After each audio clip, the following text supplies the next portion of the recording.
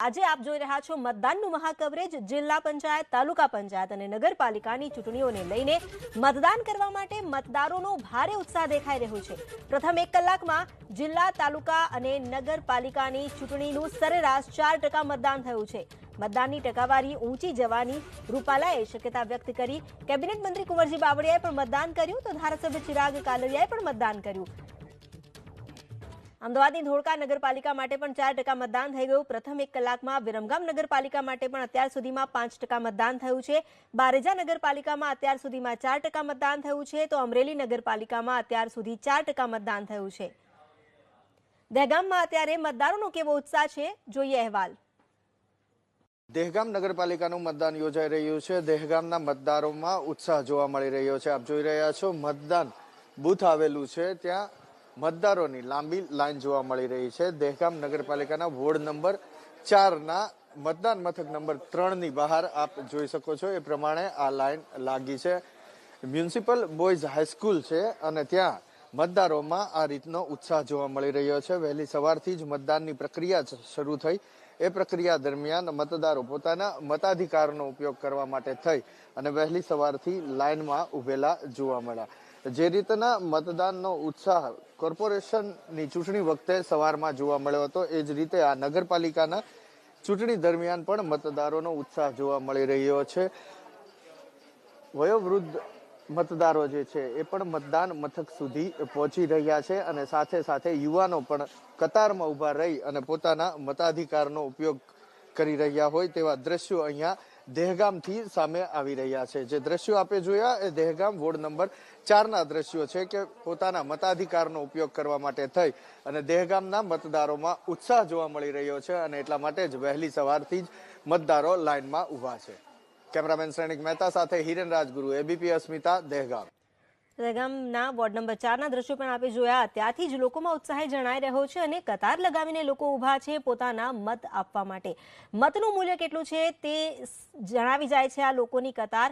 પોલીસના ચુસ્ત બંદોબસ્ત વચ્ચે કોરોનાની ગાઈડલાઇન્સનું પાલન કરવાની સાથે આજે આ મતદાન શરૂ થયું છે। એક જગ્યાની જો ટકાવારીની પણ વાત કરીએ, બોટાદ જિલ્લા પંચાયતમાં પણ અત્યાર સુધીમાં જે ટકાવારી નોંધાઈ છે તેને જોતા લાગી રહ્યું છે કે મતદાન સારું થશે।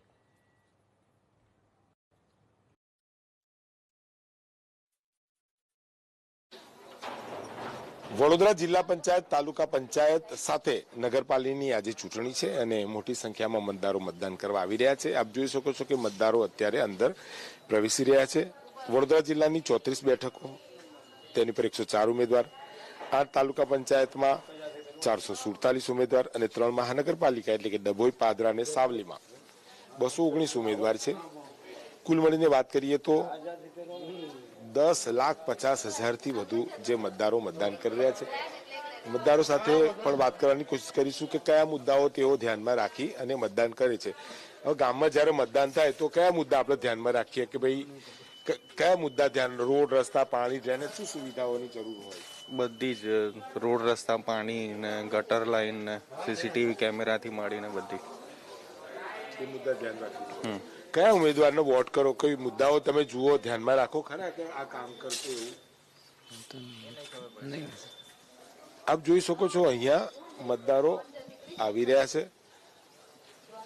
વહેલી સવારથી જે મતદારો અહીંયા પહોંચી રહ્યા છે ત્યારે તેમની સાથે પણ વાત કરવાની કોશિશ કરીશું। તો સાથે જે ગાડીમાં જોઈ શકો છો કે એક બેન આવ્યા છે, ચાલી શકાતું નથી પરંતુ તેમને અહીંયા ગાડીની અંદરથી જે કહી શકાય કે ચેરની અંદર તેઓ અહીંયાથી આગળ વધશે ત્યારે અન્ય ઉમેદવારો પણ જે છે તે પણ અહીંયા પહોંચી રહ્યા છે। કુલ મળીને વાત કરીએ તો અહીંયા તમામ મતદારો જે પહોંચી રહ્યા છે। શું કહેશો, મતદાન કરવા માટે પહોંચ્યા છો, લાઈનો તો લાગી છે, કયા મુદ્દાઓ તમે ધ્યાનમાં રાખ્યા છે વિકાસના મુદ્દાઓમાં જોઈએ તો આપણા વડોદરા જિલ્લો હોય કે ગુજરાત રાજ્ય હોય, જ્યારના નરેન્દ્ર મોદી સાહેબ મુખ્યમંત્રી હતા, અત્યારે વડાપ્રધાન છે, ખૂબ અવિરતપણે વિકાસના કાર્યો ચાલ્યા કરે છે। પ્રથમ જરૂરિયાત રોડ, રસ્તા, પાણી, ગટર લાઇનની હોય છે, એટલે એ વિકાસ તો આપણા સરકારે ખૂબ સારો કરેલો છે અને તમારા મુદ્દા કયા છે ગામ? અમારા મુદ્દા છે કે અમુક જે જગ્યા ઉપર ગટર લાઈનોની જરૂરિયાત છે, જે નવા ડેવલપ થઈ રહ્યા ત્યાં અમે ગટર લાઈન અને પાણીની સુવિધા પ્રથમપણે આપવાના છે. ગટર લાઈન અને પાણીની સુવિધાઓ ગામમાં આપશે. અંકોડિયા ગામની અંદર વાત કરી રહ્યા છે, એટલે કે વડોદરા જે જિલ્લા પંચાયતની શેરખી બેઠક છે ને તે માટે અહીંયા મતદાન ચાલી રહ્યું છે વડોદરાના. વાત હવે રાજકોટ જિલ્લાની પણ કરી લઈએ. રાજકોટમાં જ્યાં અજમેરા કોલેજથી જોડાઈ ગયા છે મારા સંવાદદાતા પરાક્રમસિંહ જાડેજા. પરાક્રમ, કેવો માહોલ, કેવી સ્થિતિ, કેવો ઉત્સાહ? ગોંડલ નગરપાલિકાની જે ચૂંટણી છે તેને લઈ અને મતદારોની લાઈનો જોવા મળી રહી છે. અત્યારે જે લો કોલેજ છે, અજમેરા લો કોલેજ, આપણે આવી પહોંચ્યા છીએ. તમામ વર્ગના મતદારો અત્યારે મતદાન માટે આવી પહોંચ્યા છે. 39 બેઠકો નગરપાલિકાની છે. રાજકોટ જિલ્લાની સૌથી મોટી નગરપાલિકાની અંદર અત્યારે મતદાનની જે પ્રક્રિયા અત્યાર સુધીમાં 8 થી 10% જેટલું મતદાન અંદાજિત થયું છે. થોડી જ વારમાં સરકારી આંકડા આવશે. ચૂંટણી વિભાગના 8000 જેટલા કર્મચારીઓ છે તે મેદાનમાં છે. સીધા જ અહીંયા જે લોકો છે તેમની સાથે વાત કરીશું. માસી, શું કહેશો, દરેક લોકોએ મતદાન કરવું જોઈએ? હા, મતદાન કરવું જોઈએ. ગોંડલમાં કયા મુદ્દાઓને લઈને લોકો મતદાન કરી રહ્યા છે? ગોંડલમાં અત્યારે વિકાસના કાર્યો બહુ સારા ચાલી રહ્યા છે, તો મતદાન કરવું જરૂરી છે. ચોક્કસ વિકાસની વાતને લઈને લોકો મતદાન કરવા માટે આવી પહોંચ્યા છે. જે ગોંડલની અજમેરા કોલેજ છે ત્યાં આપણે આવી પહોંચ્યા છીએ. તમામ વર્ગના લોકો અહીંયા મતદાન માટે આવ્યા છે. અત્યારે 8 થી 10% જેટલું મતદાન થયું છે. ચૂંટણી વિભાગ દ્વારા ગોંડલ નગરપાલિકાની અંદર જે કહી શકાય કે ગોંડલ નગરપાલિકા રાજકોટ જિલ્લા પંચાયતની 36 બેઠક અને 11 તાલુકા પંચાયત રાજકોટ જિલ્લાની છે, તેમાં 202 બેઠકો પર મતદાનની પ્રક્રિયા શરૂ થઈ ગઈ છે. ગ્રામ્ય વિસ્તારની અંદર જે ખેડૂતો માલધારીઓ મતદાન કરી રહ્યા છે, શહેરી વિસ્તારની અંદર વેપારીઓ અને તમામ વર્ગના લોકો મતદાન માટે જોવા મળી રહ્યા છે. ગ્રામ્ય વિસ્તારની અંદર વહેલી સવારે થોડી લાઈનો જોવા મળતી હતી. અત્યારે શહેરી વિસ્તારની અંદર થોડી પાંખી હાજરી જોવા મળી રહી છે. લોકો વધુને વધુ મતદાન કરવા માટે બહાર નીકળે અને વધુને વધુ મતદાન કરે તે માટેના પ્રયાસો થાય અને ખાસ કરીને તમામ વર્ગના લોકો મતદાન માટે બહાર નીકળે તેવું જે ચૂંટણી પંચ અને જે લોકો છે તે કહી શકાય કે વધુને વધુ બહાર નીકળે તે માટેના પ્રયાસો ચૂંટણી પંચના રહ્યા છે અને કદાચ મહાનગરપાલિકા કરતા વધુ મતદાન થાય તેવી શક્યતાઓ છે. જી પરાક્રમ, આભાર આપનો જાણકારી આપવા માટે. મહાનગરપાલિકા કરતા વધુ મતદાન થઈ શકે તેવી શક્યતા અત્યારે જરૂરથી લાગી રહી છે, કારણ કે પહેલા જ કલાકમાં લગભગ સરેરાશ 4 થી લઈને 5% મતદાન અલગ અલગ સ્થાનો પર નોંધાયું છે. અને જે રીતની ટકાવારી જોવામાં આવી રહી છે તેને જોતા એવું જરૂર લાગે છે કે જે નાગરિક છે એ વધુ સતર્ક છે પોતાના મતાધિકારને લઈને. આજે જિલ્લા તાલુકા પંચાયત અને નગરપાલિકાની ચૂંટણીના મતદાનને લઈને લોકોમાં ભારે ઉત્સાહ જોવા મળી રહ્યો છે. રવિવાર હોવા છતાં 6 થી 7 વાગ્યાથી જ લોકોની કતાર લાગી છે. મહિલાઓ હોય, વૃદ્ધો હોય, આડેદ હોય, તમામ લોકો આજે પહેલા વોટ કરવા આવી રહ્યા છે. માતા પિતા સાથે મતદાન કરવા પહોંચ્યા છે. તેમના માતા સાથે વાત કરીશું. આજે જાન જાય છે, કેટલા વાગે જાન જવાની છે? બસ 8 વાગે નીકળવાનું છે. અચ્છા, કઈ બાજુ જાન જવાની? આણંદ જવાની છે. આણંદ જવાની છે. અને જાન જાય એ પહેલા વરરાજા સાથે તમે પણ અહીંયા મતદાન કરવા માટે આવ્યા. કેટલું મહત્વનું મતદાન? મહત્વ એના મેરેજ જેટલું મહત્વ છે મતદાનનું, બરોબર, એટલા માટે. અચ્છા, તો જે એમનું કહેવું છે કે એમના જે લગ્ન છે એટલું જ મહત્વનું મતદાન છે. વરરાજા છે, તેમની સાથે વાત કરવાનો પ્રયાસ કરીશું. કેટલા વાગે તમારી જાન જવાની છે અને તમે મતદાન કરવા એ પહેલા અહીંયા પહોંચ્યા? 9 વાગે અમારી જાન નીકળવાની છે અહીંયાથી, પણ અમારી નીકળવાની હતી 8:30, પણ અડધો કલાક મતદાન માટે અમે ડિલે કર્યું છે. એટલે મતદાન કરવું એટલું જ જરૂરી છે. અચ્છા, તમે કહો છો મતદાન કરવું જરૂરી છે, તમે પોતે વરરાજા છો, મતદાન અન્ય લોકોને શું મેસેજ આપવા માંગો? એટલે તો અમે અમારી જાન પોતે અડધો કલાક લેટ કરી કે બધા જાનના જે આવવાના છે બધા મતદાન કરીને આવી શકે, એટલા માટે. તમે કયા મુદ્દાને ધ્યાનમાં રાખી અને મતદાન કરશો? તમારા માટે કયો મુદ્દો મહત્વનો? મુદ્દો એ જ છે કે ટ્રાન્સપરન્સી આવે દેશમાં. થોડી ઘણી ટ્રાન્સપરન્સી આવી રહી છે પણ થોડી વધારે આવે, એટલા માટે અમે દરેક જે ખાતું છે, પોલીસ ખાતું છે, દરેક ખાતામાં એના માટે. તો શું નામ આપનું? નિખિલ બારોટ. નિખિલ બારોટના આજે લગ્ન છે અને નિખિલ બારોટે મતદાન માટે થઈ અને 1 કલાક, અડધી કલાક એમની જાન અહીંયા લેટ કરી છે. એમની જાન જવાની છે આણંદ. એમનો ટાઈમ થતો, પરંતુ મતદાનથી વંચિત ના રહી જાય પોતે અને પોતાનો પરિવાર, તે માટે થઈ અને તેઓ અડધો કલાક લેટ જાન પ્રસ્થાન અહીંથી થશે અને પછી આણંદ જશે લગ્ન કરવા. પરંતુ લગ્ન પહેલા મતદાન કરવું તેમને વધારે મહત્વનું લાગ્યું અને એટલા માટે તે મતદાન કર્યું. કેમેરામેન શ્રેણિક મહેતા સાથે હિરન રાજગુરુ, એબીપી અસ્મિતા, દહેગામ. તો દહેગામના મતદારની આ જાગૃતતાને પણ સલામ છે કે જેઓ પોતાની જાનને પણ અડધો કલાક મોડી કરીને વિલંબ કરીને પણ તેઓ પહેલા મતદાન કરવા પહોંચ્યા છે. અમારી સાથે સ્ટુડિયોમાં કેટલાક મહાનુભાવો પણ છે. એક્સપર્ટ પેનલ કહી શકાય. જગદીશભાઈ પટેલ જેઓ આપના નેતા છે, યજ્ઞેશભાઈ ભાજપના પ્રતિનિધિ, પ્રગતિ આહિર પણ છે અને સાથે જ હિરેનભાઈ કોટક પણ છે. આજે જે મતદાન થઈ રહ્યું છે, સૌથી પહેલો સવાલ તો હિરેનભાઈ એ આવે છે કારણ કે મતદાન આજે સારું થઈ રહ્યું તેવું લાગે છે. એક જ કલાકમાં સરેરાશ 4 થી 5% મતદાન નોંધાઈ ગયું છે. ખૂબ જ સારી શરૂઆત છે. આપણે સ્ક્રીન ઉપર દ્રશ્યો જોયા એ મુજબ એક વ્યક્તિ પોતાની જાનને અડધો કલાક રોકીને પણ મતદાન કરવા હાજર છે અને એ વરરાજાના માતુશ્રી એમણે બહુ સરસ જવાબ આપ્યો. જ્યારે આપણા કેમેરામેને એમને પૂછ્યું કે તમે આનું મહત્વ કેટલું ગણો છો, ત્યારે એમણે બહુ સરસ વાત કરી કે જાન જે અમારી નીકળે છે, જે જાન જાય છે, આજે લગ્ન છે, એટલું જ મહત્વ વરરાજાનું જેટલું મહત્વ છે એટલું જ મતદાનનું મહત્વ છે. આ સૌથી સૂચક વાતથી શરૂ થયું છે અને 4% એ જ બતાવે છે કે આજ પ્રમાણે મતદાન ચાલશે અને ચાલવું જ જોઈએ. દરેક મતદારોએ આજ ખાસ યાદ કરી અને પોતાનો મત નાખવો જોઈએ. મહાનગરપાલિકામાં જે ઓછા મતદાનની કસર છે એ પૂરું કરવાનો આ સૌથી સારો સુવર્ણિમ અવસર છે અને અવસરનો બધાએ ચોક્કસથી લાભ લેવો જોઈએ. બીજી એક વાત હું આપને ખાસ અહીંયા કરવા માગીશ કે જે રીતે ભારતીય જનતા પાર્ટીએ મહાનગરપાલિકામાં થમ્પિંગ મેજોરિટી મેળવી, એ જોતા વિપક્ષની જે ગેરહાજરી ચાલે છે એ પણ ક્યાંક ને ક્યાંક દરેક લોકોના મનમાં એક બહુ મોટો પ્રશ્ન ખડો કરે છે અને ભવિષ્યમાં જ્યારે વિપક્ષની ગેરહાજરી સર્જાય ત્યારે એક વખત ક્યાંક એવો પણ આવે, રમૂજમાં કહીએ તો જેવી રીતે રિલાયન્સ કંપની છે તો રિલાયન્સ કંપનીની શાખાઓ છે, Reliance petroleum, Reliance telecommunication, Reliance industry, એવી રીતે હવે ભારતીય જનતા પાર્ટીએ ક્યાંક પોતાની 2 શાખાઓ ન ખોલવી પડે. ભારતીય જનતા પાર્ટી રૂલિંગ અને ભારતીય જનતા પાર્ટી ઓપોઝિશન, એટલે પોતાની જ 2 શાખા ખોલીને ઓપોઝિશન કરી લે તો આ વખત છે એ લોકતંત્ર માટે વિચારવા જેવી બાબત છે. અત્યારે કોંગ્રેસ અને આમ આદમી પાર્ટી જે રીતે સારો દેખાવ કરી ચૂક્યા છે એ જ દેખાવ ગામડાઓમાં એટલે કે ગ્રામ્ય વિસ્તારોમાં, તાલુકા પંચાયત, જિલ્લા પંચાયત અને નગરપાલિકાઓમાં પણ સારો દેખાવ કરે અને એક મજબૂત વિપક્ષ પણ મળે એ ખાસ જરૂરી છે.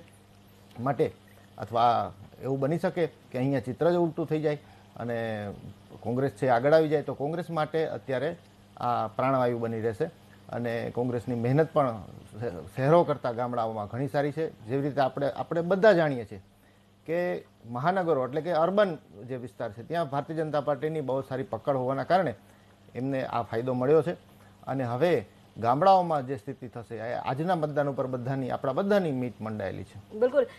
એટલે જે પણ દારોમદાર છે એ મતદાન પર છે અને ન માત્ર મહાનગરપાલિકાની જો વાત કરવામાં આવે, તમે જે વાત કરી કે વિપક્ષના પદને લઈને પણ હવે ચિંતા છે.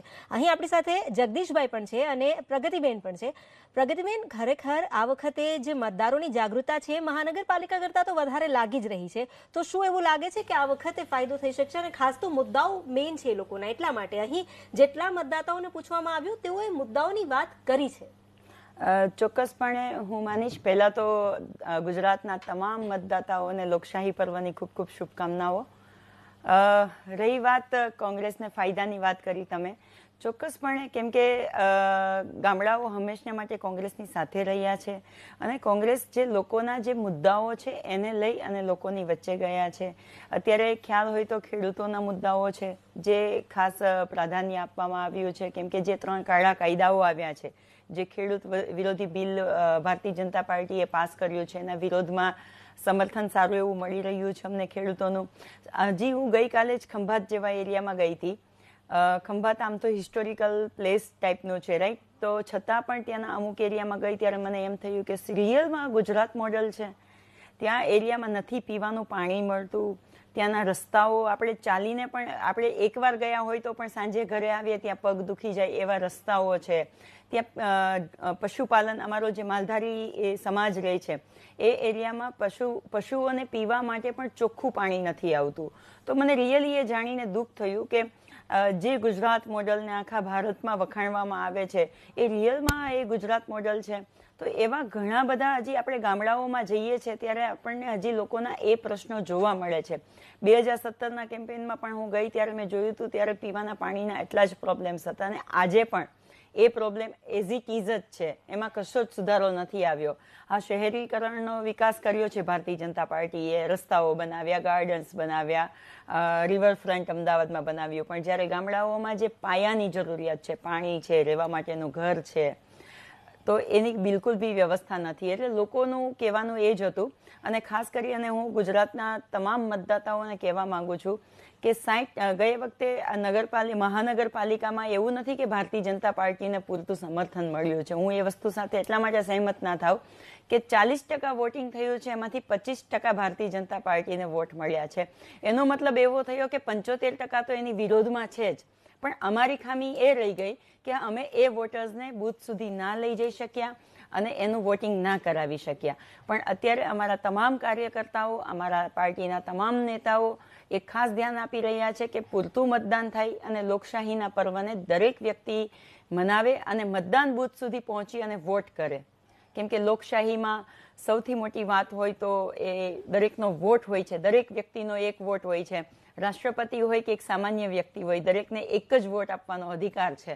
તો હું બે હાથ જોડીને હજી પણ ગુજરાતના તમામ વોટર્સને કહેવા માંગુ છું કે મતદાન કરો, ખૂબ સારું મતદાન કરો. અને આ તો એવું ગુપ્ત દાન, સૌથી મોટું દાન છે કે આપ્યા પછી પણ કોઈને ખુશી કરી શકે. અને ખાસ કરીને હું કોંગ્રેસ તરફી મતદાન કરવાનું એટલે કહીશ કે આ મતદાનનો હક પંચાયતી રાજ લાવી અને રાજીવ ગાંધીજીએ શરૂઆત કરી હતી. અને 18 વર્ષના યુવાનને પેલો મતદાનનો હક આપવા માટે રાજીવ ગાંધીજીએ કહ્યું હતું. એટલે કોંગ્રેસ તરફી મતદાન કરો તો મને ગમશે. બિલકુલ. આજે જ્યારે મતદાન લોકો કરી રહ્યા છે, મહાનગરપાલિકાની જેમ આ વખતે રાજકીય પક્ષોના નેતાએ નીકળીને લોકોને લાવવા નહીં પડે તેવું પણ લાગી રહ્યું છે, કારણ કે ટકાવારી સારી છે. આપણે આગળ પણ ચર્ચાને વધારીશું.